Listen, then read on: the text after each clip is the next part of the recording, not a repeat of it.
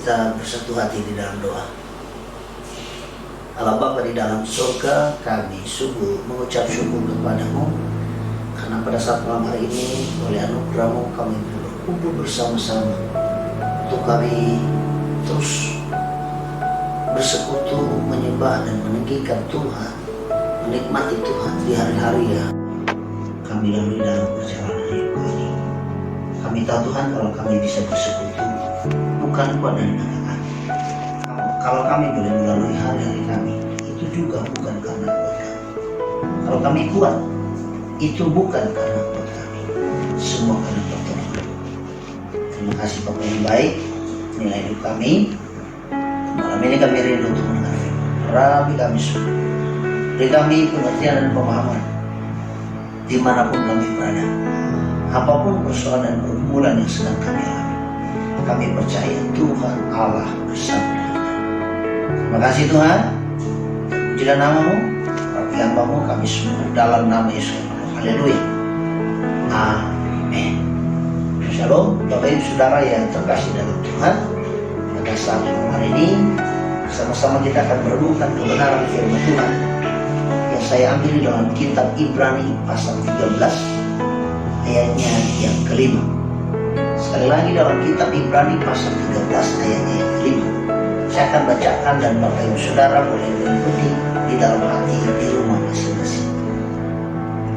Janganlah kamu menjadi hamba uang, dan cukupkanlah dirimu dengan apa yang ada padamu. Karena Allah telah berfirman, Aku sesekali tidak akan membiarkan engkau, dan Aku sesekali tidak akan meninggalkan engkau. Judul firman Tuhan yang saya mau sampaikan kepada kita pada saat malam hari ini adalah menikmati hidup yang dianugerahkan Tuhan. Sekali lagi, menikmati hidup yang dianugerahkan Tuhan. Agak sulit bagi sebagian orang untuk berkata dalam situasi yang seperti sekarang ini, hidup itu indah, hidup itu bahagia, hidup itu nikmati. Bukan tidak punya alasan. Mengapa saudara?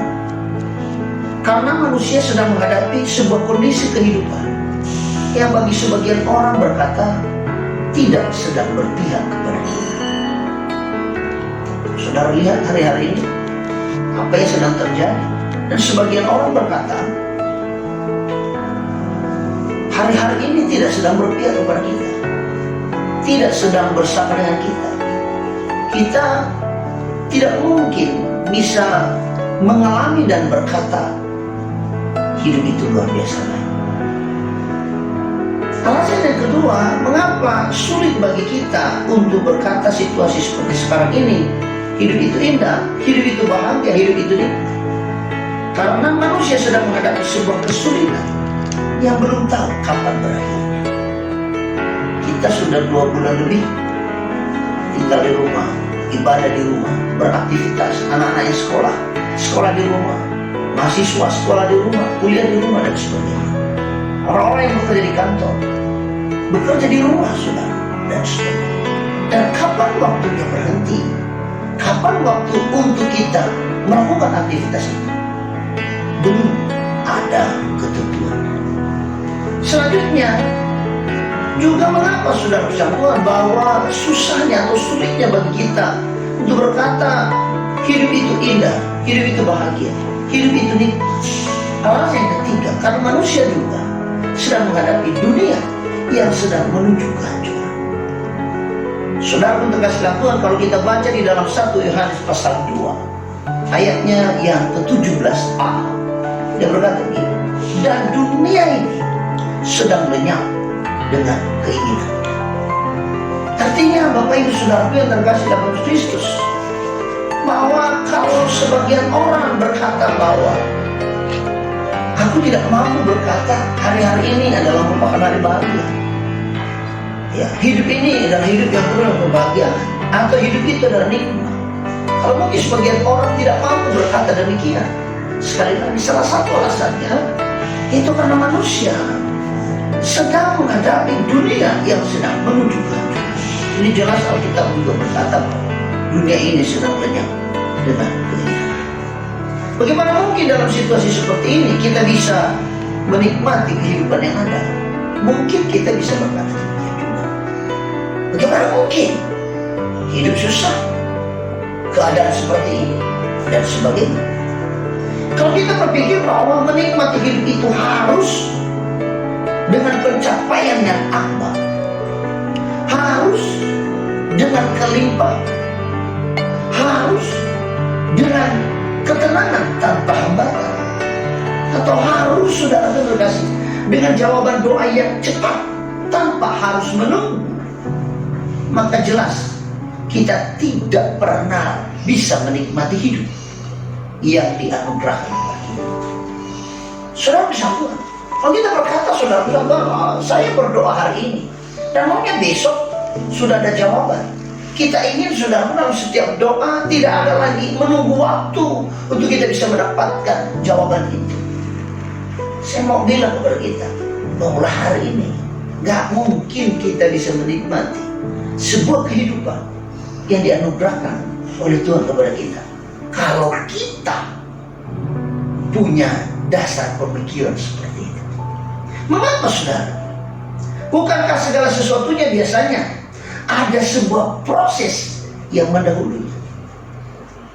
Ya, dalam kehidupan ini semua proses.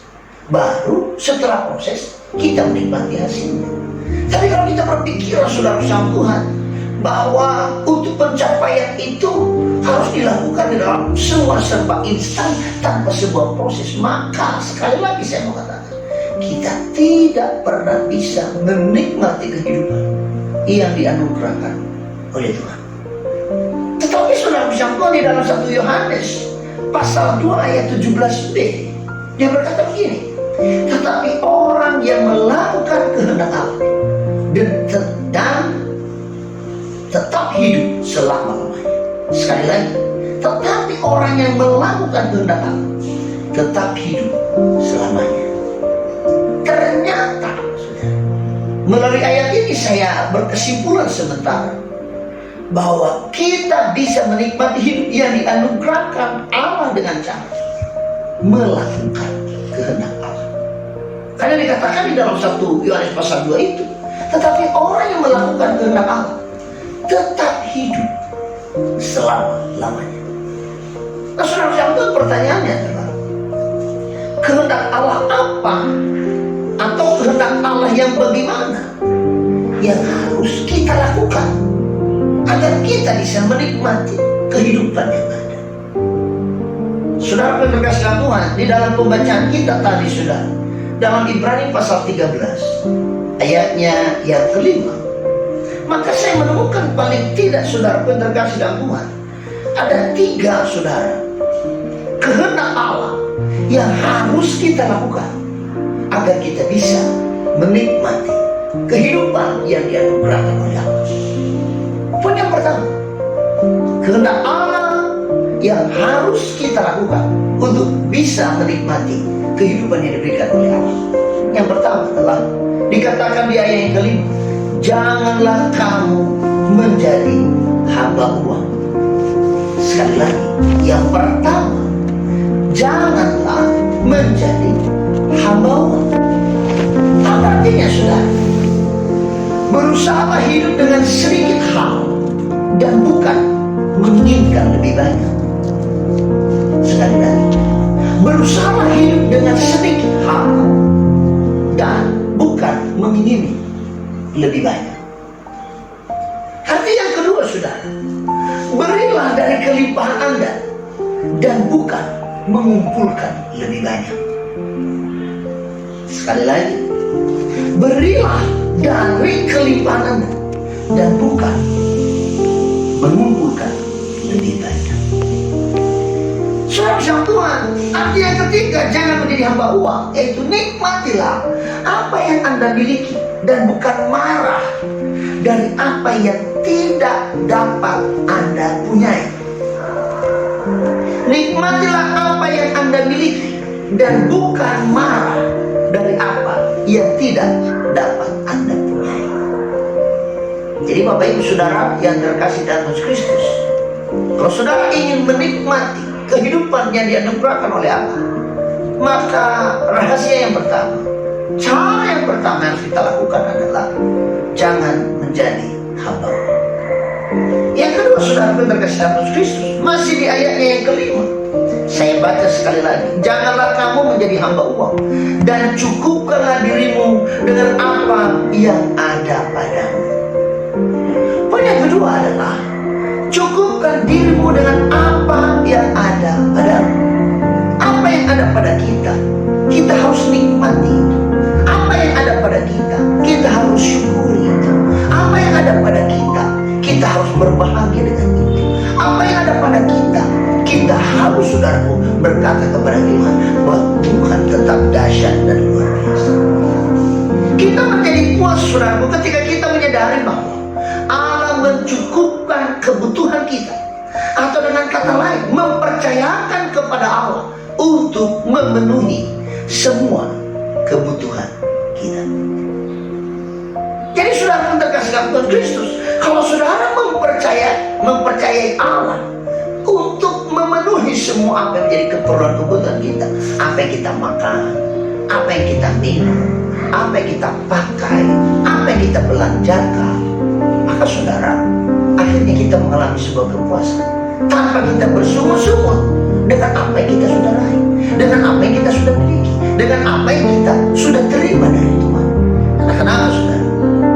Tuhan mau supaya kita bisa menggantungkan hidup kita kepada-Nya.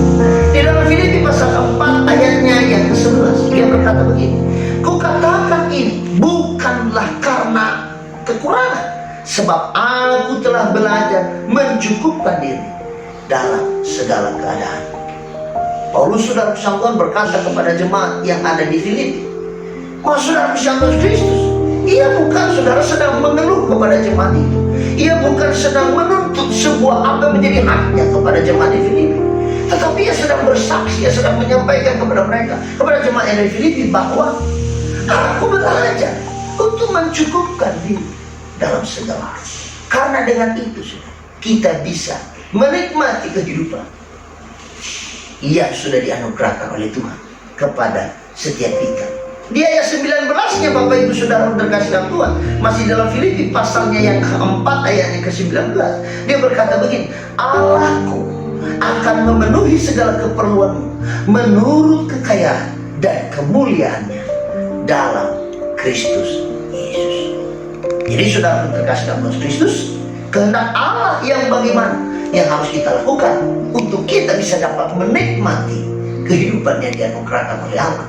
Yang kedua adalah dengan mencukupkan diri dengan apa yang ada pada kita. Apa yang kau punya hari ini, mungkin hari ini kau hanya punya satu bungkus Indomie, namun ketika kau bersyukur dan kau berkata, dengan Indomie ini Allah sudah mencukupkan kebutuhanku, maka Indomie yang satu itu pun engkau bisa nikmati karena berlimpah dengan syukur. Karena Allah berjanji, saudara, di dalam Ibrani pasal 13 ayat 5 sampai dengan ke-6, saudaraku terkasih dalam Kristus, dia berkata, aku sesekali tidak akan membiarkan engkau, dan aku sesekali tidak akan meninggalkan engkau. Sebab itu dengan yakin kita dapat berkata, Tuhan adalah penolongku, aku tidak akan takut apakah yang dapat dilakukan manusia terhadap aku.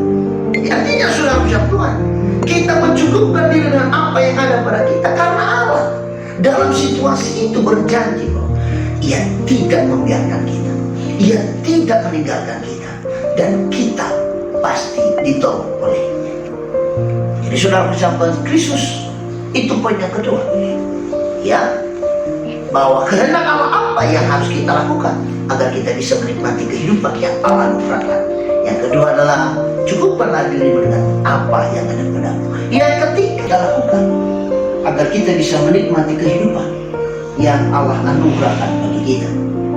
Yang ketiga adalah ingatlah mereka yang telah menuntunmu dalam memahami akan firman Allah. Sekali lagi saya membaca dalam Ibrani pasal 13 ayat ke-7. Ingatlah akan pemimpin-pemimpin kamu yang telah menyampaikan firman Allah kepadamu. Perhatikanlah akhir hidup mereka dan contohlah iman mereka. Saudara kesatuan Kristus, apa artinya?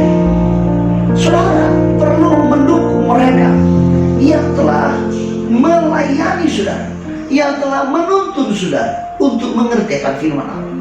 Mendoakan mereka, meneladani mereka saudara. Kenapa? Karena mereka telah mencurahkan tenaga untuk melayani saudara. Karena kenapa? Karena mereka telah memberkati kehidupan saudara dengan pengajaran mereka, dengan penginjilan mereka, dan pelayanan yang tanpa mengenal waktu. Saudara yang terkasih dalam Kristus, hamba Tuhan menyediakan waktu sepenuhnya untuk melakukan tugas yang sangat mulia itu, untuk menuntun saudara, untuk mengajari saudara, untuk mendoakan saudara, untuk mengajari saudara, agar saudara semakin dewasa dalam mengenal Tuhan, sehingga oleh pengenalanmu akan Tuhan, hidupmu tetap tinggal di dalamnya, dan akhirnya hidupmu diberkati dan dipulihkan oleh Tuhan. Inilah saudaraku kehendak Allah atas hidup kita, agar kita dapat menikmati hidup yang dianugerahkannya bagi kita. Sehingga saudara, kalau sudah seperti demikian, maka saya yakin tidak ada lagi ketakutan di antara kita, tidak ada lagi penyesalan dalam mengirim Tuhan dalam diri kita, dan tidak ada lagi kata mundur dalam diri kita. Tetapi yang ada adalah menikmati kehidupan bersama dengan Tuhan ini. Saudara terkasih dalam Kristus, mungkin kau berkata, awalnya kau, mana mungkin saya bisa menikmati hidup. Tapi dengan kau belajar firman Tuhan pada saat malam hari, saya berdoa, saya percaya hidupmu dipulihkan oleh Tuhan, hidupmu diberkati oleh Tuhan, dan kau bisa menikmati hari-hari saudara tanpa ada ketakutan, tanpa ada penyesalan, tanpa ada kata mundur, karena kau sudah berkomitmen bahwa kau setia dalam mengiring Tuhan. Nikmatilah hidup yang dianugerahkan Tuhan bagi Tuhan Yesus memberkati saudara. Mari kita bersatu hati dalam doa. Bapa, terima kasih, kami bersyukur karena firman-Mu ya dan amin. Dalam segala kondisi dan situasi yang ada, kami mau belajar menikmati hidup, sehingga yang ada dalam diri kami sukacita, ucapan terima kasih dan kebahagiaan. Berkati seluruh jemaat dan kami semua dalam nama Yesus Tuhan.